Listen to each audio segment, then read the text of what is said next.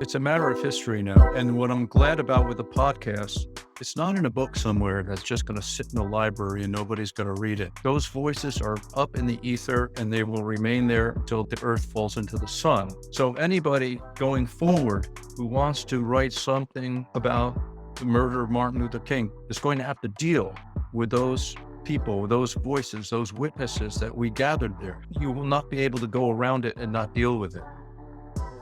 Welcome to the Labor Solidarity Podcast, which is an Empathy Media Lab production highlighting the work of organizers, labor leaders, and great struggles in labor history.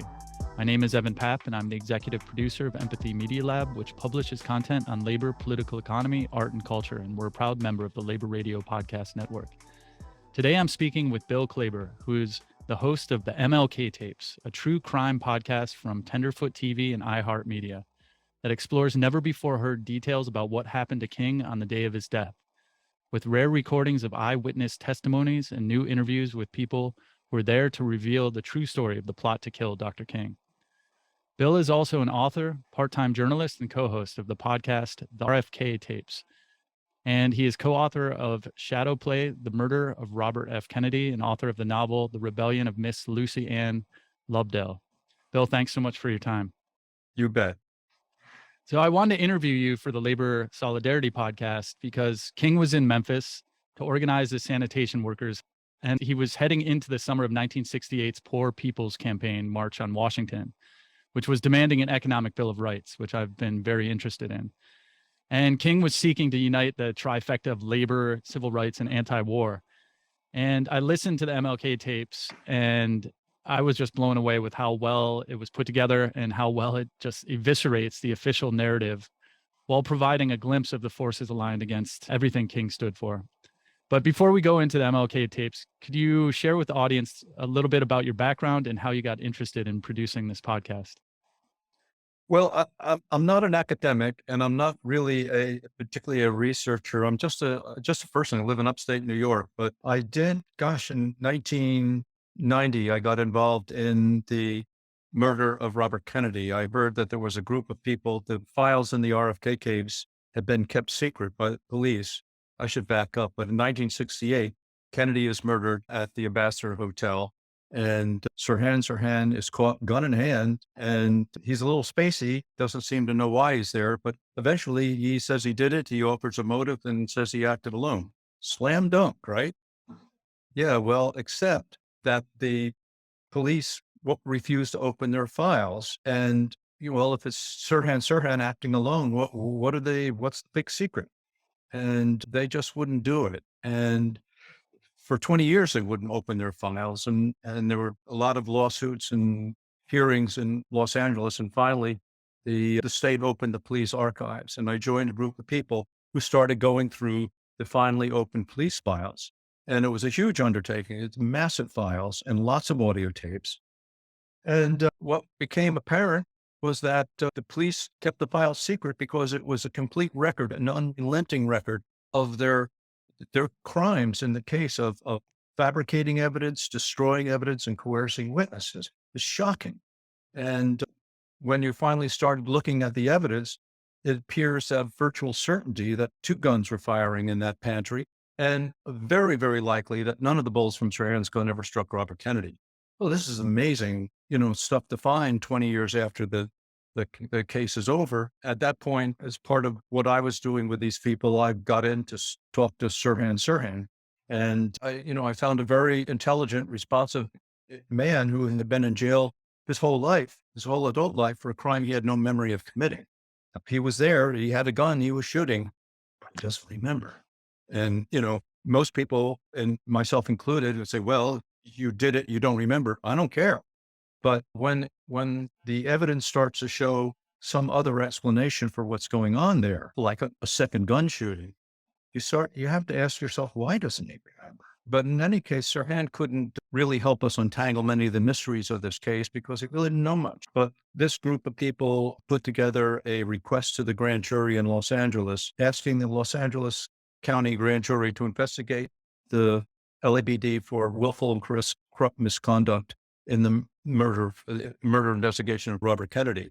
And we thought we had it nailed. There was 800 pages of evidence, 800 pages detailing the LAPD's destruction of evidence, falsification of evidence, and coercion of witnesses. And we this was an important event in American history. We provided the evidence and they did nothing. They did nothing. And so in the meantime, I went to Vanity Fair with a magazine article I'd written, incorporating my interview with Sirhan and this evidence we found. They were hot for it. They were all, oh, whoop-de-doo. And so they bought the article, paid me in full, and then refused to run it, you know, and catch and kill. And I was caught and I couldn't go anywhere else with it. So I went home very discouraged. And this is all leading up to the podcast, but not knowing what to do. But then I realized I had all these audio tapes that came out of the police files of them browbeating witnesses and forcing them to change their testimony. And I mean, audio tapes of all kinds of bizarre stuff, like putting Sirhan under hypnosis in his jail cell, trying to get him to remember the crime. Reach for your gun, Sirhan. Kennedy's coming, Sirhan. Reach for your gun. It's bizarre stuff. And even after all that, which was almost like a memory implant, Sirhan just can't recall the crime. So I put together a 1-hour public radio documentary using Scotch tape and razor blades, which is how it was done back then. Okay. And playing all these audio tapes and interviewing some people who were there, like a couple FBI guys who were there, who saw the evidence that proved that two guns were shooting, evidence that the police took down, booked as evidence, brought to the police station. And then when no one was looking, they burned it. I mean, this is why they kept their files secret. And we ran this 1-hour radio documentary, got picked up by 160 public radio stations across the country. I didn't know there were 160 public radio stations in the country. It was a minor big thing. And then Time Magazine ran a full-page review of this little radio documentary that I put together. Favorable review. I don't know how that got snuck through, and then St. Martin's Press called me up and said, "Hey, would you like to write a book?" And I said, "Sure thing." So I wrote Shadow Play along with Professor Phil Melanson of the University of Massachusetts. And we went through the whole crime in Shadow Play and showed that absolutely, positively, two guys were shooting in the pantry, and that very unlikely that Sirhan bullets struck Robert Kennedy. In any case, the New York Times refused to review the book. We were really careful. We didn't speculate. We were, conspiracy that we were just, people sometimes think I'm a conspiracy guy. I'm not. I'm an evidence guy. And this is what we did. The New York Times would not review the book. What the hell is that? So anyway, but I did learn a lesson on the power of hearing voices, the power of hearing the police browbeating these witnesses or threatening them. So when the 50th anniversary of these both King and Kennedy assassinations came around, I was involved in a podcast called the RFK Tapes, which took the name of my original radio documentary. But I came in contact with a man named Bill Pepper, who at that time, I was interviewing him because at that time he was Sirhan's attorney. But I got to talking to him after hours, and he had worked his whole life on the murder of Martin Luther King because he had been friends with King in the year before he was killed. Pepper had gone to, I hope I'm not, he can edit this No, out, please, but I hope I'm not. Yeah. No, please keep Okay. going.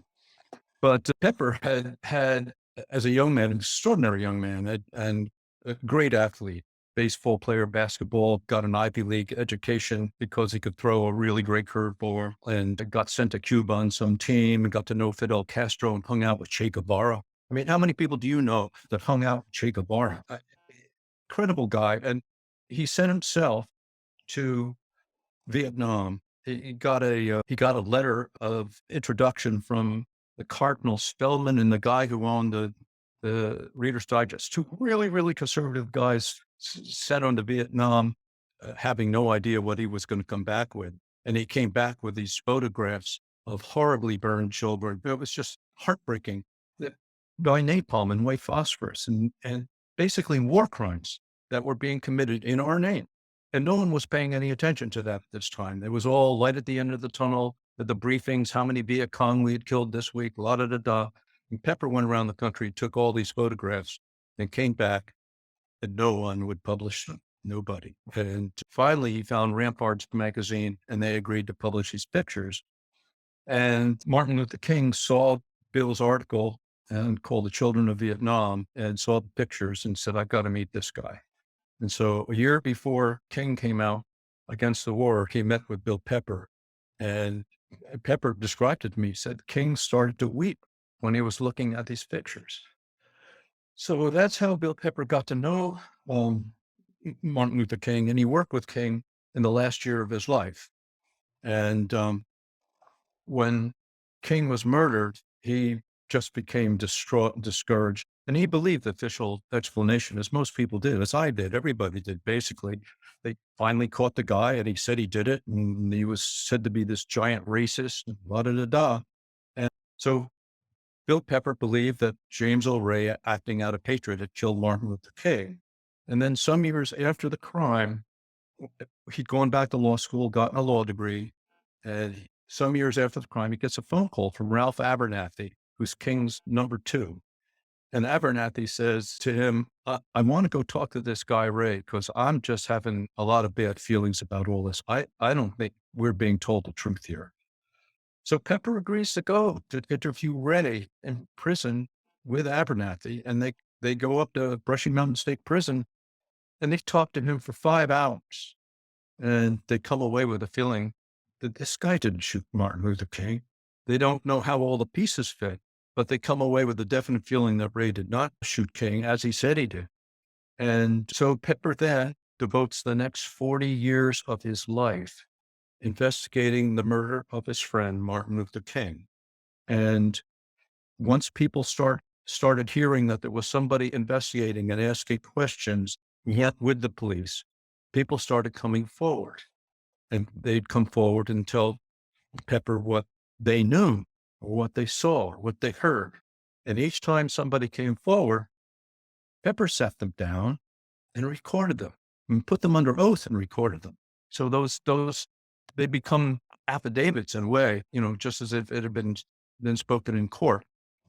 Well, this went on for some number of years. But meanwhile, Pepper represented the King family in a lawsuit that concluded that King had been killed by a conspiracy. And Coretta Scott King, King's widow, held a press conference and got up and said, this guy, James Earl Ray, was simply the guy set up to take the blame. This is from a very conservative, soft-spoken Christian woman, finally got up and said 30 years after the crime that her husband had been killed by a conspiracy. So they made some headway, but not really. This is all taking place off in the shadows. But when I met with Pepper, he told me this story that I've just told you about how this all came about. And turns out he has scores and scores, over 100 audio tapes of all these people and their stories.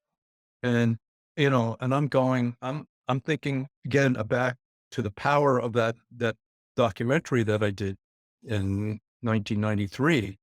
And I'm thinking people have to hear this stuff. And so I said, Bill, you know what a podcast is? And no. Okay. Well, I don't either really, but this is, this is what it is. And I got his permission to walk out the door with a duffel bag filled with all these audio tapes and permission to go down to the King Center, Atlanta, where he had another 100 of them stored. And then to digitize them and record them so they could be. And then I called up Donald Albright of Tenderfoot TV and told him what I had and what I wanted to do. And, he invited me to come down to Atlanta. And they're a great company, by the way. Tenderfoot is just fabulous. A lot of really first-rate podcasts up and vanished and to die, live and die in LA and DC Monster and just on and on. And I got turned down in a number of places where I approached podcast producers and I couldn't get anybody interested in this. And I ran it by them down in Atlanta and they said, let's go. And so then that was all great. And they said, well, this is good. We'll produce it and we'll back you up, but you'll write the whole thing and you'll narrate the whole thing. And which is what I wanted, but that great. Now I had, 150 audio tapes to listen to and figure out how they would all fit together in a 12 episode or 15 episode podcast. So that's how it came about. Yeah, it's incredible. And it's such a historical presentation of the evidence on audio that people 100 years from now can listen to, and it's just amazing. And I'm obviously encouraging everyone in the audience listening to this interview to listen to the full presentation of the MLK tapes. But just a little bit of a scene setter. So in 1993, HBO aired a mock trial of this James Earl Ray with real attorneys and a jury, and Ray was found not guilty. I couldn't find the video, by the way. I looked in preparation for this interview. And then, as you said, in 1999, another wrongful death lawsuit filed by the King family concluded that it was a result of conspiracy involving multiple groups. And yet 23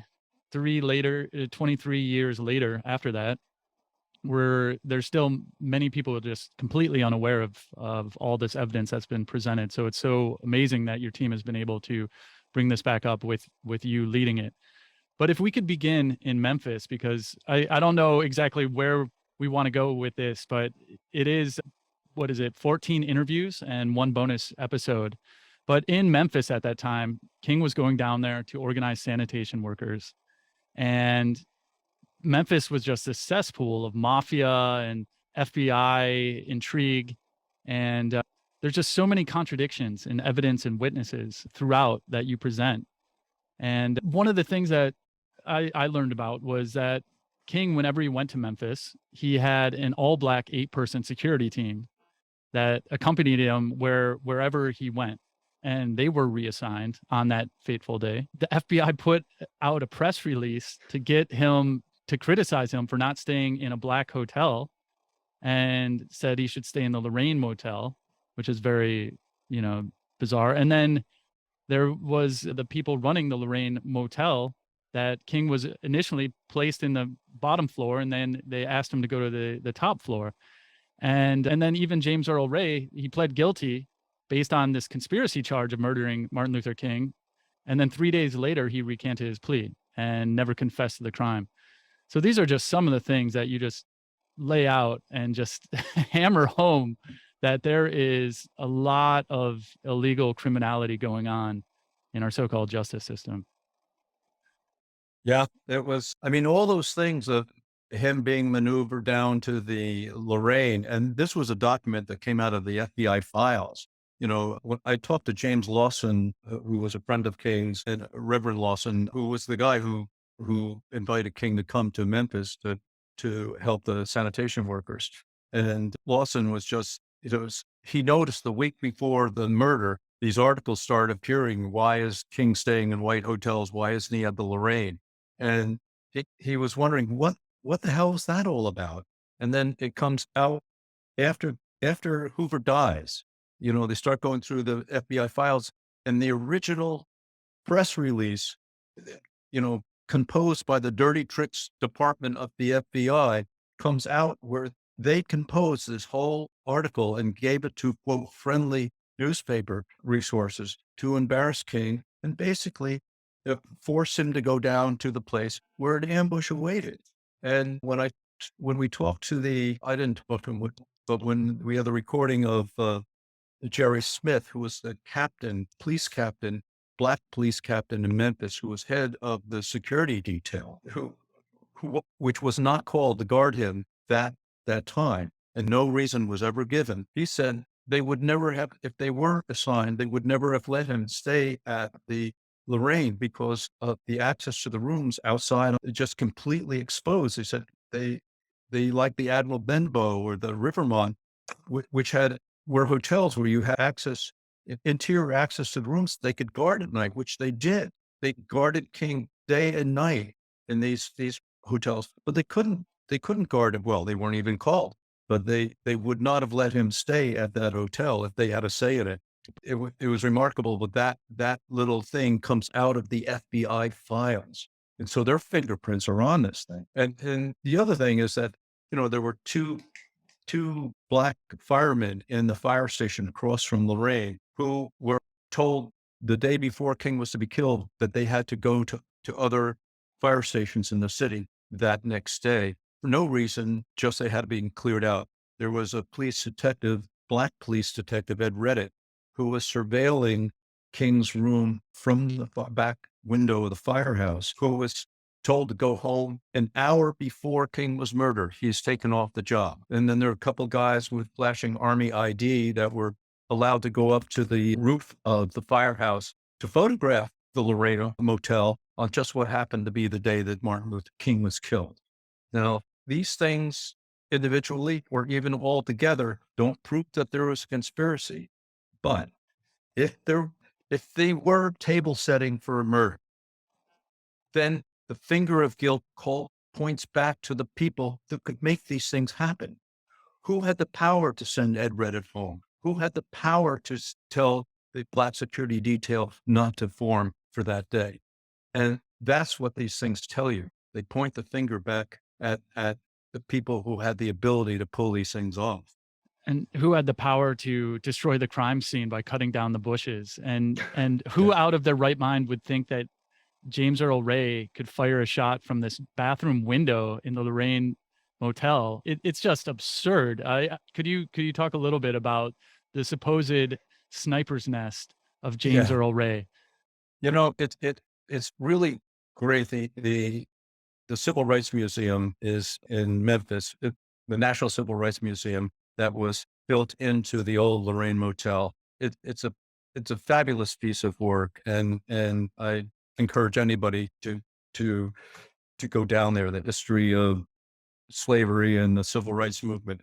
It's beautiful. It's done so well. And one of the things they did, I mean, there's some years they did support the official version of the crime. That's changing and it continues to change in this day. And I think the podcast has had an influence on what is going to be the various position that they're going to be taking now. Incredible interview, by the way, at the very end of the person who works at the museum who just fire. It's pure fire that everyone should listen Ryan to. Jones, he's just Yeah. an historian there, and they are in the process of reviewing the various things that they have on display there and the position that they're taking on them now. And that's important because supposedly at this point they have a neutral stance, but it How? wasn't really Yeah.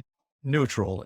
They were trying, but didn't get there. But to go back to your question, that the bathroom where Ray was supposed to have fired the fatal shot, it is preserved. What they did at the museum when the building became available, they bought the building and they renovated the building so people could go in and out as part of the museum. And they kept the room that Ray rented in exact, just the way it was that day. And the other room that they kept was the bathroom where supposedly the fatal shot was fired. And man, you stand outside, they have it glassed off, and you look at that thing and you realize this would be an extremely difficult shot to make. And because it's very narrow, there's a tiny little bathtub shoved up against the wall. And then there's this little window that's almost against the wall opposing it. And somehow you're supposed to be standing in this narrow tub in this little window, and it's an angled shot, and the butt of your rifle is going to be hitting it's like, it's not impossible, but not like you don't walk up there, get to the room, open the window and shoot somebody across the way. It's not like that. It's very, very, very unlikely that the bullet well, we know where the shot came from. It came from the yard below there. So when you see the people in the picture pointing over in that direction, they say, oh, they were pointing to the window. No, they were pointing in the direction the shot came from. And that included the yard below the window where we are quite certain the real shot was fired. But it's great because when you look at that room, all of a sudden it's like, oh, this doesn't really make sense. And there's a line in the podcast too where the actual gun with the sniper has a very difficult time, just even like the size of it, even getting through the window at that time. Yeah. Oh, well, that's the other thing is that the window was open, but just a couple of inches. We know that from photographs, et cetera. Well, the rifle has a whole thing and a base and a scope on it. And the whole scope would be blocked by the lower sill of the window. It's just, and no one questions this. I mean, once you have, that's the beauty of the guilty plea is that, oh, He said he did it. So why do we care? No one looks at any of the evidence. No one looks into the case because the guy confessed. And he was forced into the confession. But that's the beauty of the confession. That's why they wanted it. That's why they paid for it, because then that just ends the conversation. And a lot of people may be asking, well, he did confess. Why was the King family then trying to challenge his confession and conviction? If he said he did it, then why does the King family not believe it?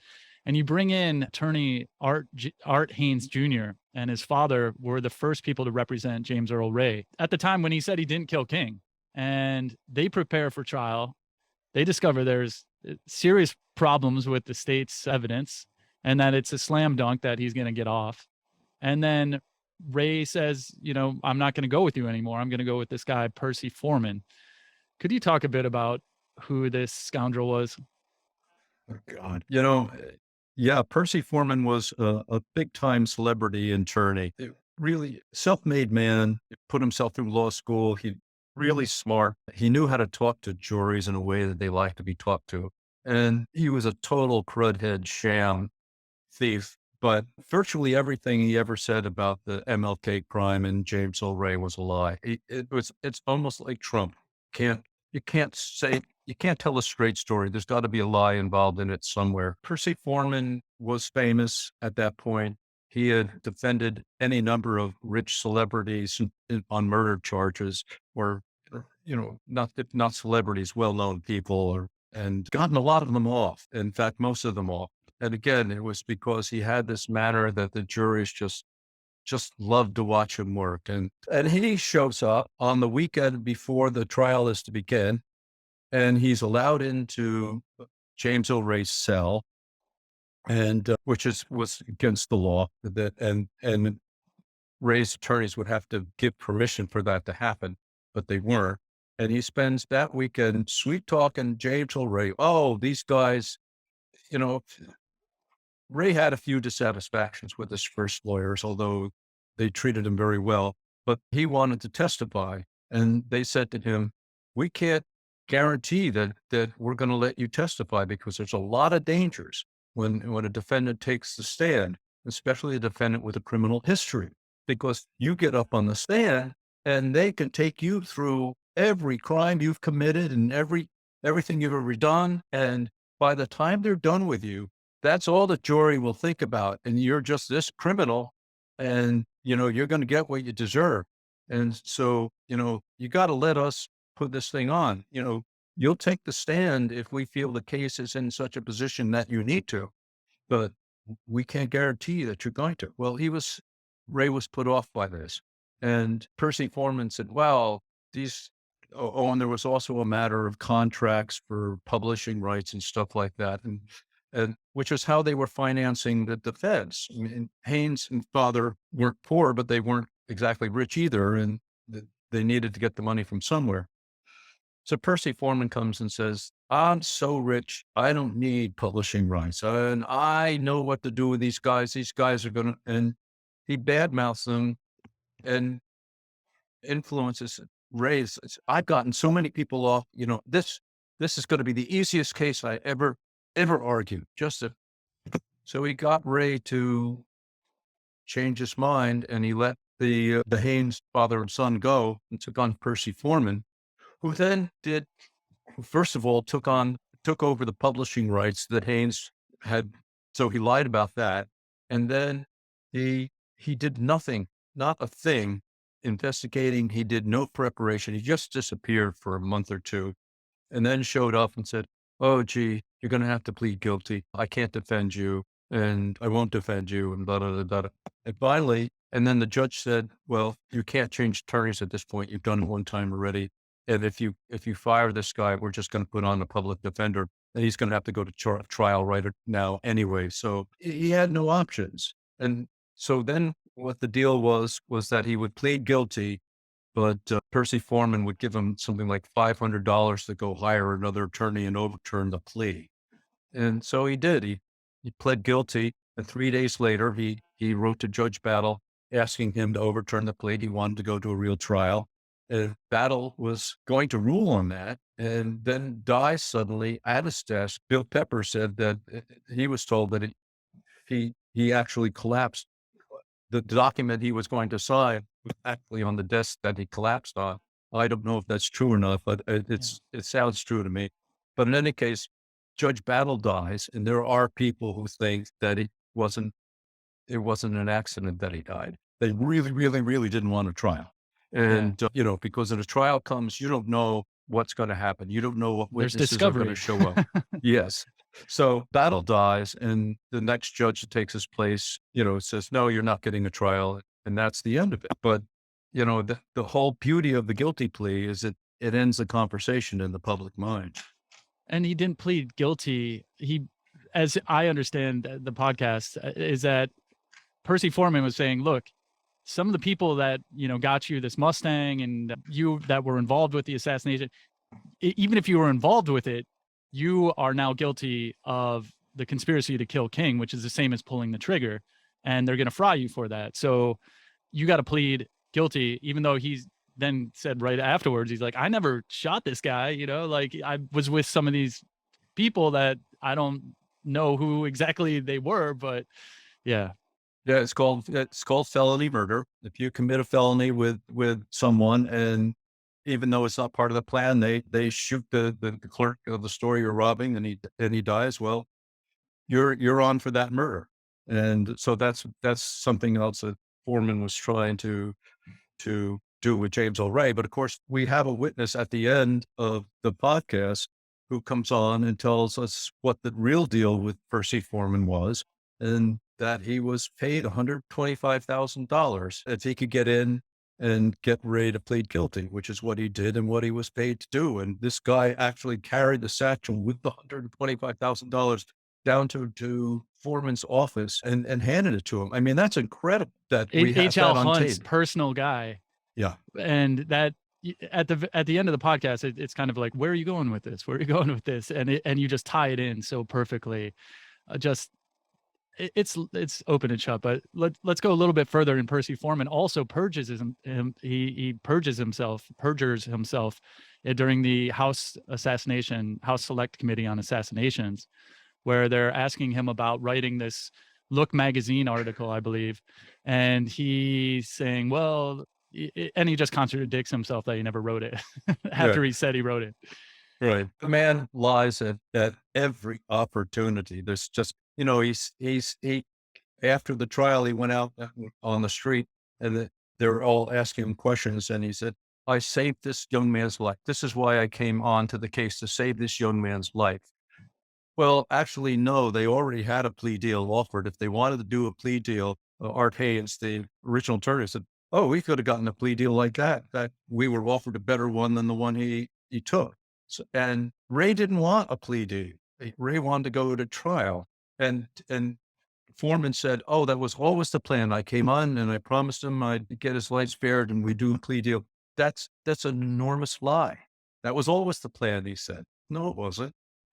Yeah. And in episode 5, Jim's Grill, which I didn't know about any of this, just the circumstantial evidence that we just talked about is I had some familiarity with some of it before the podcast, minus Percy Foreman and just the cutting the bushes and just some very questionable things that I've always kind of questioned. And then of course the trials and everything else. But the Jim's Grill is right near the Lorraine Motel. And this guy, Lloyd Jowers, is the boss of a waitress named Betty Spates. And she sees him carrying the gun that was used to kill King through the back door and package it up. And for the rest of her life, she's living with this experience as a witness. Yeah, could you talk a bit about like the Betty Spates and Lloyd Jowers side of it? It just keeps getting more absurd. I I love Betty Spates. I love Betty Spates. She was 16 years old, a young black woman working for Lloyd Jowers at this greasy spoon where her sister Bobby also worked. And as you said, I mean, it's such a crazy story, but she and Jowers were having an affair, and all kinds of crazy things were happening that day. But at one point, she walks into the kitchen, and the door to the kitchen was closed, which she thought was odd. That she walks into the kitchen and Jowers isn't there, but the back door is open. And that's odd. The back door was usually closed. And then she hears what she recognized as a shot. Later, she heard some bang noise. And then her her employer, her lover, Jowers, comes running through the door carrying this rifle, which he then hides and says to, and sees Betty and said, Betty, you'd never do anything to hurt me, would you? And she said, no, Lloyd, I wouldn't. And she lives with us for years. And then finally, Bill Pepper talked to her, in around 1990 or a little after that. And she finally tells Bill the story of what she saw. And it just it's crazy. But then Lloyd Jowers, approaching death, then sits down in a motel room with Dexter King and Ambassador Andy Young and Pepper, and confesses to them that in fact he did bring the murder weapon in and hide it in his store. Jowers' story to them and to us is filled with lies, but it's basically true. He said one of his big lies was he didn't know King was to be killed. Well, come on. Yes, you did. He said, oh, I was told to be at the back door at 6 o'clock and somebody was going to hand me something. No, that's not what happened. You were out there with the other guys and your job was to bring the rifle in and make it disappear. And then at one point he did identify one of the people out there with him who was a police sharpshooter, Earl. Oh God, I forgot his last name. And that man was also identified by a couple other witnesses we had as being involved. But the shooter, that was the spotter. Jowers was the guy that was making the gun disappear. I'm going to say Caldwell, and that's wrong. Was the spotter, but the shooter, he just wouldn't identify the shooter. And then when he finally did, he identified the shooter as some black guy that hadn't been seen for 15, 20 years. And Bill Pepper got this guy's identity and found him in Florida, living in a homeless shelter. And he said, Lloyd Jowers just said you killed King. And he's just like, no way. And looking at this guy, it was just so clear that it was just. And so Pepper says, well, why do you think Jowers would say that? And what this guy said was, I think he thought I was dead. And so it would just be a safe thing to say. So Jowers doesn't really name the shooter, but we think we know who the shooter is because of a couple other witnesses we have. Clark, I think is his name. Thank you. Yeah. That's good. I was going to say Earl Campbell, Earl Caldwell, Earl Clark. Yes, good for you. You're going to get an A on your final. But so, yeah, I mean, this all happened out in the yard. It didn't happen up in the bathroom. And you think like if you're going to be doing one of these operations that you have any sniper team has the spotter, the shooter, and then something that is the getaway, which is essentially in this case taking the evidence out of the hand of the shooter to then blend in with the car or blend in with the crowd. And there's a few more points I just kind of want to kind of keep going through a little bit more on the petition by Bill Pepper to reopen the case against James Earl Ray, and it lands in the courtroom of Judge Joe Brown, who's a firearms expert, and he's African-American, and he opens it up, and then all this craziness happens with finding the bullet, trying to recreate the shot, and then the bullet is shattered in pieces. And then he's a judge with his own parking space with a name on it, and there are people, there's some federal agents that are planting cocaine in his car, and they said, oops, sorry, mistake, even though like why are federal agents planting cocaine in anyone's car? It just keeps going on. And you talk about I mean you go through it, and something the shooting, the two shooters of Strausser, this guy, Frank Strausser, is apparently the guy who most likely pulled the trigger, it looks like. And Lenny Curtis, he works at the police rifle range, and this is in episode 11. And Frank Strausser is shooting all day on this new rifle. And Special baby. What's that? The special baby is what they call the rifle, the special baby. It just showed up 2 days before. Yeah. Go And ahead. it's, yeah. And this guy, Lenny Curtis, a black man as well, is calling to try to warn King that he's onto them, that this is going down. And there's just all this like foresight before it happens, where people, and he held that witness to himself, that what he witnessed for most of his life. But he also came out. But can you talk about who Lenny Curtis was, working at the police rifle range? Yeah, that's an amazing story in a lot of ways because he's working at the rifle range and he hears a lot of stuff, and then you're going to hear a lot of stuff that that King, but it gets a little personal. He hears this guy Strausser and Earl Clark. Somebody's got to kill King. But the day of this, a couple days before the assassination, this new fancy rifle shows up, and it was either Strauss or Clark shows it to Lenny Curtis and said, "What do you think about this rifle here, Lenny?" And he says, "Oh, it's a rifle like any other rifle." I said, "No, this is a special baby. This rifle is special." Sick, man. And he's not really sure what they're talking about. But then the day that Strausser shows up in the morning and starts taking that rifle and just firing it, firing it, firing it all morning, he's all of a sudden he feels that he knows what's going to happen. And then he sees Strausser come out of the basement with a rifle, and he's dressed up like a fireman, and he's got his hair all sort of different, and he drives away in a friend of his fireman's car, in which if he was going down to park somewhere, the firehouse there might have been the perfect place for him because that car would have been recognizable to him, and he was dressed like a fireman. In any case, Lenny Curtis is certain that feels that this is all going to go towards the assassination of King. And he tries to call this minister, and he can't get through. And basically, that's all the money he has is for one phone call. And so he walks home. By the time he gets home, he hears that King had been killed. And the thing is, Strausser suspects that Lenny suspects him. Because he knows he's seen him. And Strausser at one point asked Lenny Curtis to go downtown and pick up the paychecks for the guys. Strausser's never invited Lenny Curtis to go anywhere with him. And Curtis is really afraid, but he's also afraid to say no because that would somehow. So he takes a shot, and but part of him is thinking that he's just going to be taken somewhere and killed. So they go downtown and then take a turn away from the office where they're going to pick up the paychecks. They drive to a wooded place, and now his heart is beating like crazy. And Strausser turns to Lenny and says, what do you think about that murder of King?" And Lenny says, "Man, that guy Ray did it. Everybody knows that guy Ray did it." And, Curtis is saying, like, "That's not what I thought, but I knew what I had to say." And then Strausser says to him, "Lenny, you just be real careful now."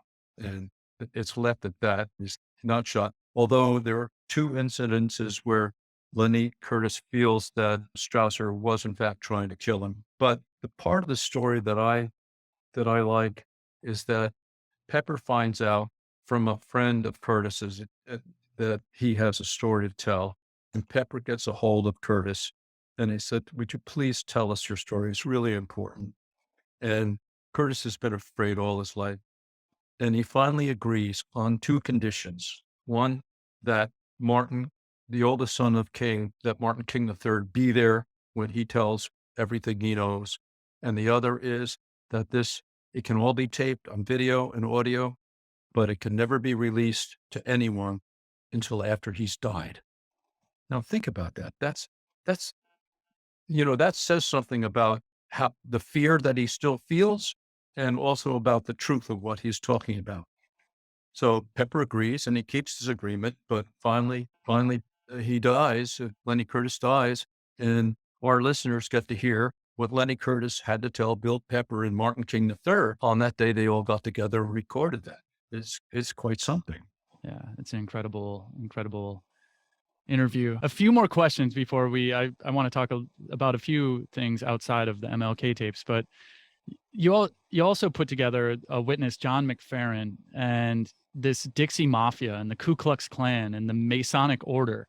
And this guy is born and bred in Memphis, and his father was very involved with people like Clyde Tolson, who was the partner of J. Edgar Hoover and came to Memphis quite on numerous occasions.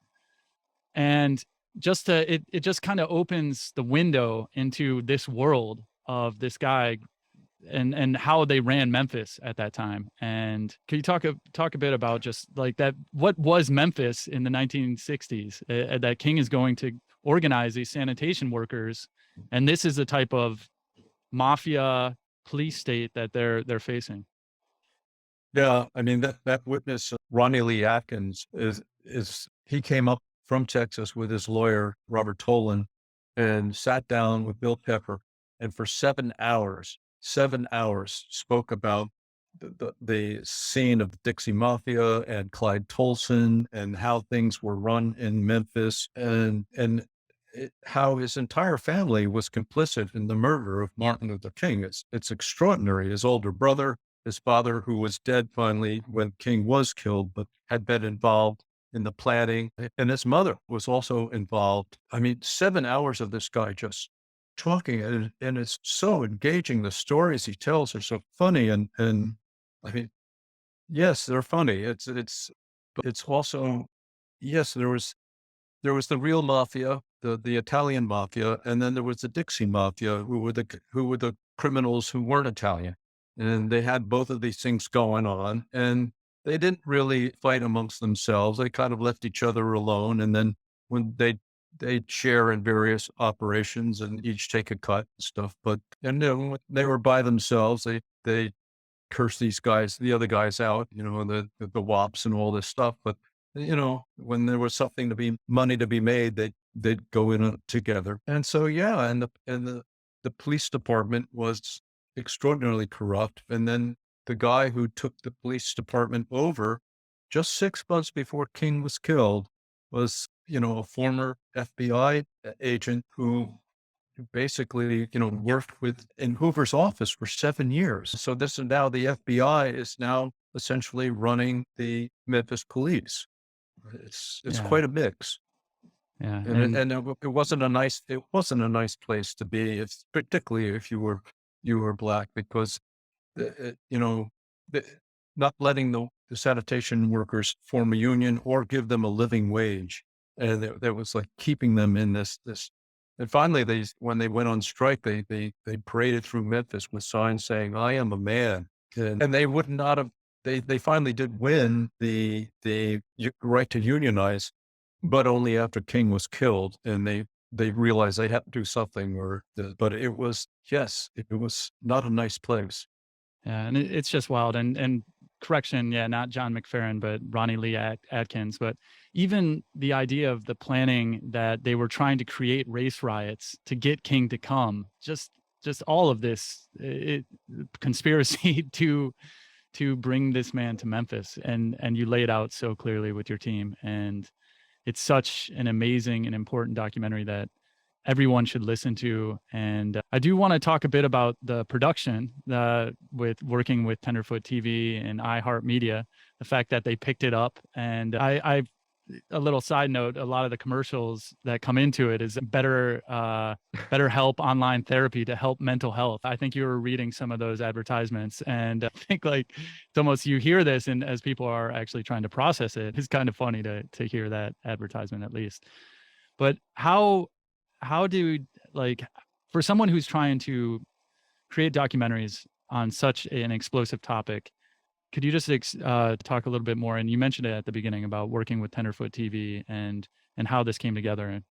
Well, from one thing, Donald Albright and his sister Jamie are black, so and from Atlanta, and Tenderfoot TV is located in Atlanta, and so which is where the King Church is, and so they had a feeling for this, and there was a deeper meaning for them in this than there were to other podcast companies that I had approached. That this was just, I mean, I was just some guy, but it mattered to them in a way that was meaningful to me. And, when we got together, I like the whole attitude and, it just, it, yeah. And the whole, how to describe it, but, and, we very seldom saw each other in person. After we had made the deal, I was up in New York State and they were down in Atlanta, and we all had our different areas and things that we needed to do. And they questioned every episode that we put together was very question, is this really true? And how do we know this? And all that. So we held ourselves to a pretty high standard. And I ended up set to record all this. I had to set up a recording studio in the house, but I couldn't find a room that didn't have some weird echo in it. So finally, and there was a clothes closet that we set up the whole apparatus, the microphones, and then all the gizmos and stuff like that. And my wife called it the French Resistance because we were here, broadcasting out from this little thing in a closet. But they were terrific. They were just terrific. God, I miss it now. We used to get together every week and then talk sometimes in between the weeks. And, I do miss it, the camaraderie of it all. And, we ended up winning a Webby, and that was a big deal. We got to all see each other in New York at this really fancy, you know, dinner down on Wall Street. And, so that was an awful lot of fun to get that kind of recognition. Yeah, it's it's an incredible historical mission and a lot of work, and I know a lot of resources went into it from such a high quality production as well. So personally, how do you stay sane when people are ignorant or lack curiosity or just are afraid to go there because it would shatter their entire world? How do you stay sane and how do you what advice would you give to people who may be listening to this for the first time and it may shatter their world and how to keep hope and keep love? A lot of uh, questions there. you know, I think today, I mean, that was essentially the murders of John Kennedy, Robert Kennedy, Martin Luther King, and Malcolm X, and even the shooting of George Wallace. I mean, that was a coup d'état in this country. It really was. I mean, nothing short of that, and that's extraordinary that that could happen. And you have the entire apparatus of the government, and basically the entire news apparatus rush in and defend this coup. When you realize that's happened, it's something. It's rather extraordinary and depressing. And we're watching something not similar because it's being done in a whole different way, but something as threatening as that, even more threatening. I feel, but I guess to a certain extent now, I'm less worried about that coup d'état, which has come and gone, and they don't they don't murder authors anymore. So I'm eternally grateful for that. It's they could have gotten me any old time, but I don't. It's a matter of history now. And what I'm glad about with the podcast is those voices. It's not in a book somewhere that's just going to sit in a library and nobody's going to read it. The kind of thing. It's those voices are up in the ether and they will remain there until the earth falls into the sun. And so anybody going forward who wants to write something about the murder of Martin Luther King is going to have to deal with those people, those voices, those witnesses that we gathered there. You will not be able to go around it and not deal with it. And, they try to somehow over the years say, oh, well, Betty Spates was trying to make a movie. Well, no, she wasn't, but for every witness that steps forward, they have some reason why, we shouldn't believe them. But you take this whole thing together and you realize that no, they were the ones telling the lies. And, I don't, it's depressing, but I think at this point we have things just as serious on our plates now than we did back then. And that's this idea of current history. I love this idea of current history where you connect the past is still working today, and we need to deal with the past to be able to move forward with the future, or we're going to be pulled in many different directions. So if there is a coup d'etat that has never been dealt with, and we need truth and reckoning and reconciliation. So there needs to be a reckoning as well, where there needs to be some accountability held, and getting more and more people to understand that when labor, anti-war, and civil rights all came together, that was the great danger for actually taking back power from these ruling class criminal mafia network of folks. So where can people learn more about your work, Bill? Well, if you wanna know more about the murder of Robert Kennedy, you can read Shadow Play. I'm proud of that book, and I think it's very convincing that that murder did not take place the way we were all told, and it's extraordinary to me that even the book was released in 2018 on the 50th anniversary, and the New York Times refused to review it again, and it's if they had some problem with it, oh, this guy Klaber is off the wall. It's just like, if you have a problem with it, say it in the review. That's what reviews are for. But to not review it on a carefully written book on a matter of national importance, what the hell was that? You know, and shame on them. Shame on them. And, to a certain extent, it's been the complicity of the news organizations in this country that they would turn their backs on this. And the whole idea, oh, you're a conspiracy theorist. Really? I mean, it was a very clever, words to come up with because it makes you sound like you're up in an attic somewhere, some spinning little circles in the air and thinking of, some theories. And No, there's documentary evidence, I believe, that term came out from CIA yeah. messaging after the Kennedy assassination around the Warren Commission that people weren't swallowing. Yeah. I mean, you go back to John Kennedy and he's shot in Dallas and, supposedly does anybody know why Lee Harvey Oswald supposedly killed Kennedy? Is there an official explanation that you know of?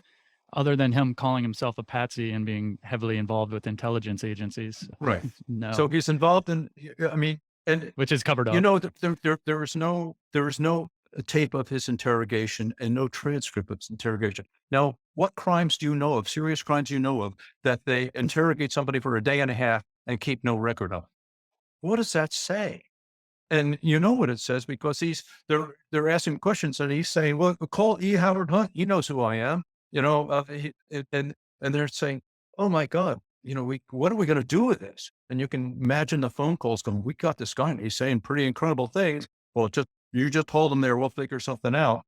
And all of a sudden, this guy shows up, and while he's in custody at the police station, Jack Ruby shows up and shoots Lee Harvey Oswald.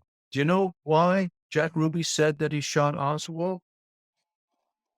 Other He than, I wanted think, to spare Jackie Kennedy the pain of a trial. What a that's considerate insane. fellow that guy was. What a Insane. really considerate fellow. Well, Oswald needed to die. He was supposed to die the day that Kennedy was shot, and somehow they captured him and he captured him alive.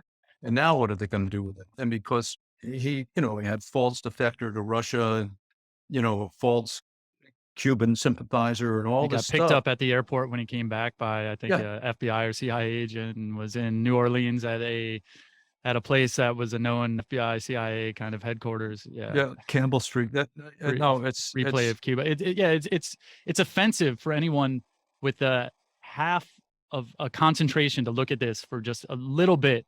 It's offensive how bad the story goes. yeah, it's, Make us it's believe like it.